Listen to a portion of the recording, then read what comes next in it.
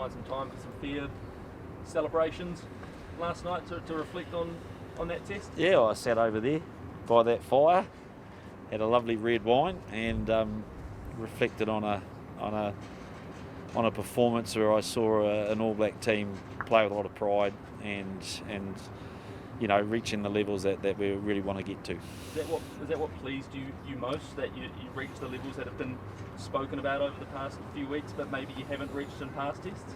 I'm just pleased with the way we dealt with the challenge we had, and it's I'm pleased that the team is growing through a bit of adversity, like I said last night. We wish the road was smooth all the time, but unfortunately life does throw you a few curveballs, but it's how you respond to that. And so we're working hard and we got some rewards. Was there a feeling of a plan coming together last night? There was a feeling that I thought last night wasn't just about the week. I think I said last night it was about where we've knuckled down over the last 2.5 weeks, re-clarified a few things.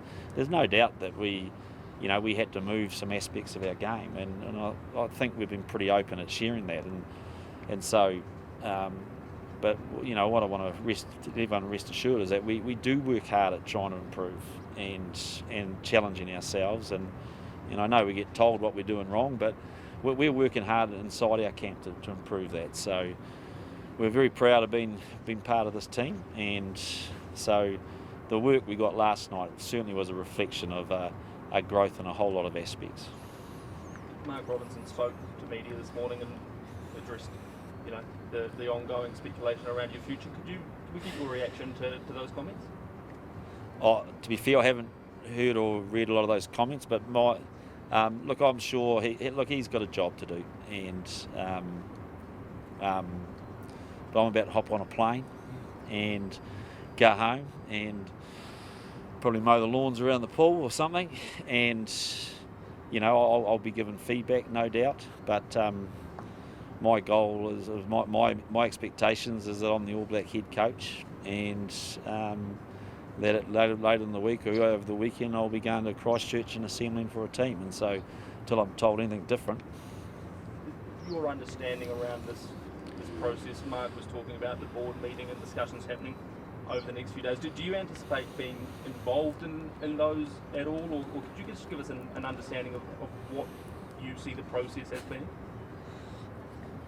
Look, I'm actually not too sure, but what I do know is that there's people who their job is to reflect on where we're at and to make decisions, and so I'm sure I'll get told about that.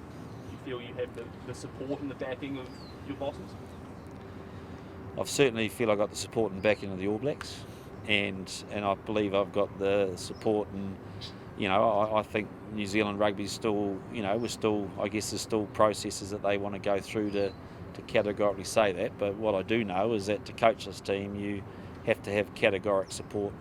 Ian, is it hard to do your job with all the stuff hovering over you? And, you talked about the public kind of pile on and everything, how tough that was, the media pile on. Is it tough to actually do your job with all the stuff that was over you? No, I don't think it is, to be honest. I think that you get used to it, and that's sad, isn't it? And I get used to the personal side, and that's the nature of the job, and it's largely they're the distractions that I ask the players to put to one side. And when we go out to a test match and there's a big crowd, or referee decisions don't go their way, or something goes wrong, we're demanding of our players to put those things to one side and just get back to work. And in all honesty, I think the playing group's probably been demanding that of me, is stop sulking, get on with it and do your job. So it's sometimes the answer's in the simplicity of that. In terms of continuing as All Blacks coach, was that the best statement you could have made last night? Yeah, well, I guess winning's helpful, but I'm just proud of the performance, and like it's, you always know you're going to get some obstacles here, and this group, you look at 3 in a row, and that's a bit of an adversity that a lot of this group haven't had, and including me, and so but we have to fix it, and so our mindset's about trying to move on and grow the team. We've got an absolute goal for a Rugby World Cup at the end of next year, and in many ways this period could be this needs to be the launching pad for that, and so I'm not resentful about anything that's happened the last 3 weeks. I'm disappointed we lost, but I also think that we're using it the right way to fuel a team that's united and has a growth mindset and just wants to play for this country. In that sense, do you have a feeling of unfinished business that would be a heck of a frustrating to have it taken from you now? Yes, definitely. You talk about the team growing through adversity. Do you feel you as a coach, are you also growing through adversity? Oh, no doubt. And it's, there's no manual with this job, but you got to trust yourself.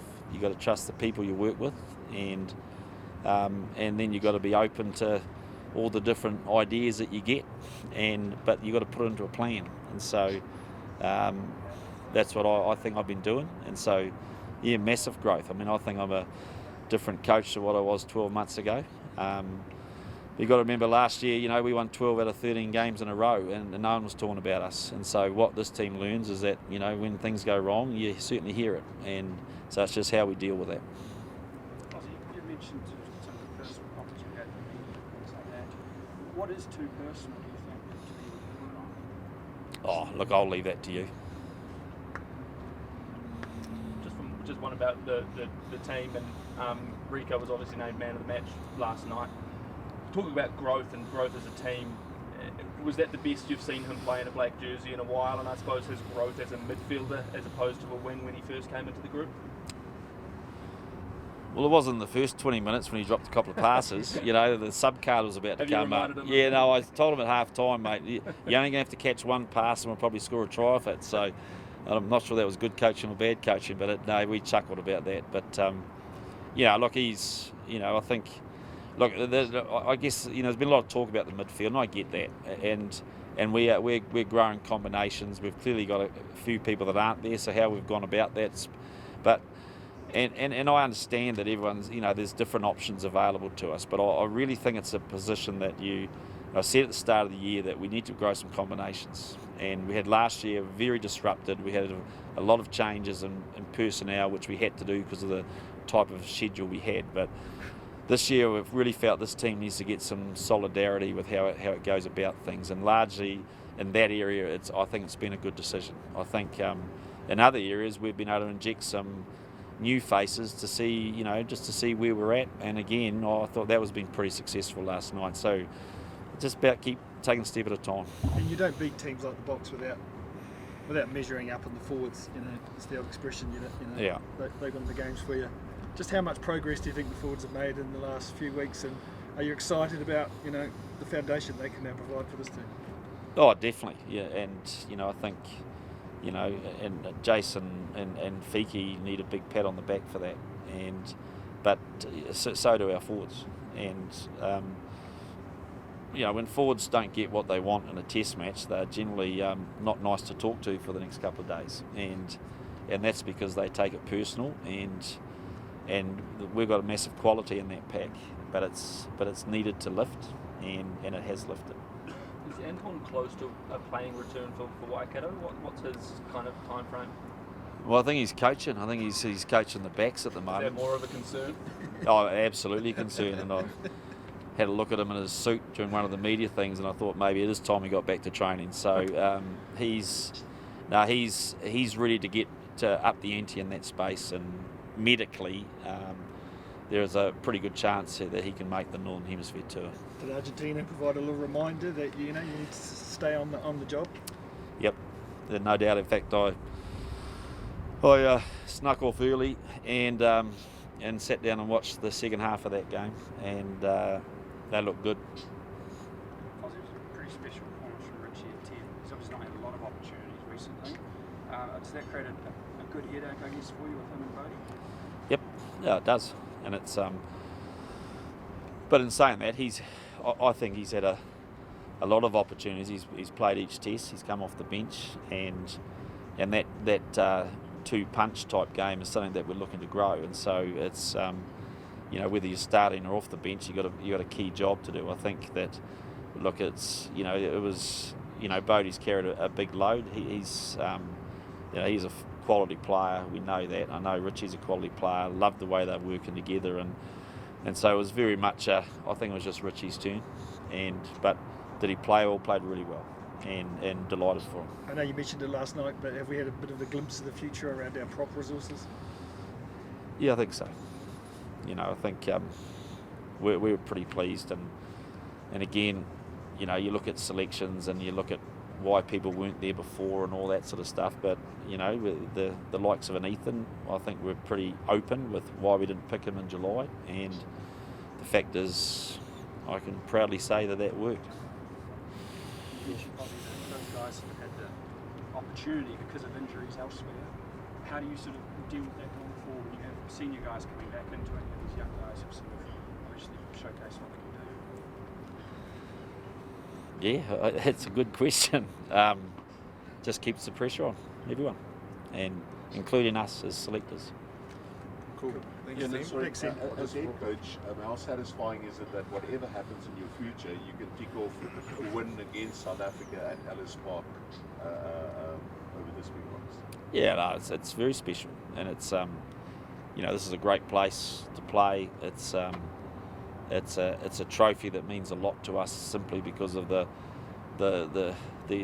old foe rivalry and the regard that we hold South Africa in. So, to win it at Ellis Park is very special. Particularly after coming 1-0 down and you're up against the wall a little bit. So that part's delightful.